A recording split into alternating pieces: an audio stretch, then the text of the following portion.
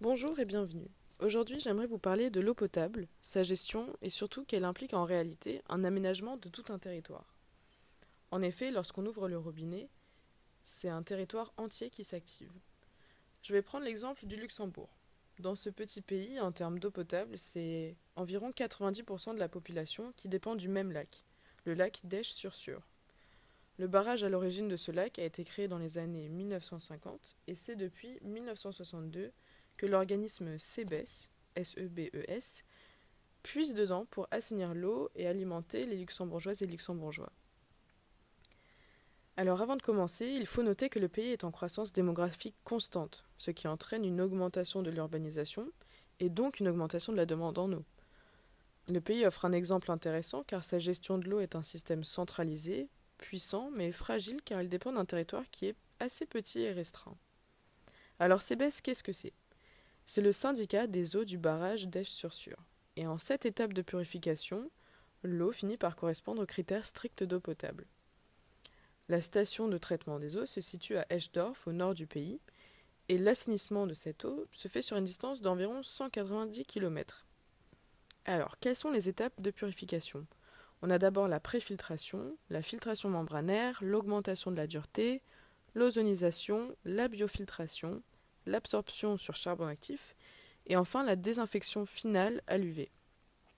Alors l'eau est ensuite distribuée dans tout le pays.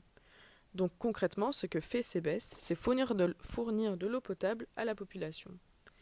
Mais cet organisme présente également un aménagement massif du territoire, enfin à l'échelle du Luxembourg.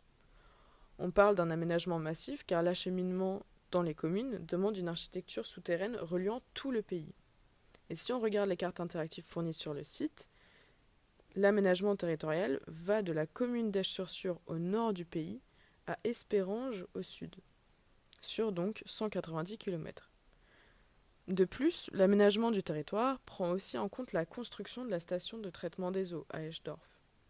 Et si on veut aller même plus loin dans le lien entre gestion de l'eau et aménagement, il s'agit aussi de protéger la qualité de l'eau venant du lac, donc d'aménager des périmètres de protection autour des bassins versants par exemple, et d'émettre des restrictions sur les zones agricoles autour afin d'éviter les polluants. Par ailleurs, l'organisme CEBES est en lien avec des acteurs et actrices très divers, comme les agriculteurs, les urbanistes, les ingénieurs, les politiques publiques et les communes.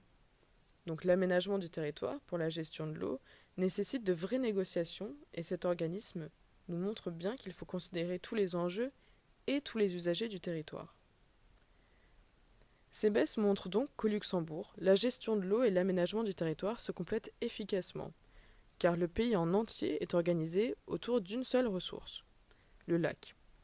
On peut dire que ce lac, la station de traitement d'Eschdorf et les réseaux d'adduction sont des pièces d'un puzzle territorial cohérent. Pourtant, on peut se poser la question de la durabilité. Si demain la ressource du lac s'assèche, faudrait-il repenser tout l'aménagement du territoire luxembourgeois pour amener de l'eau potable à la population? Merci de m'avoir écouté.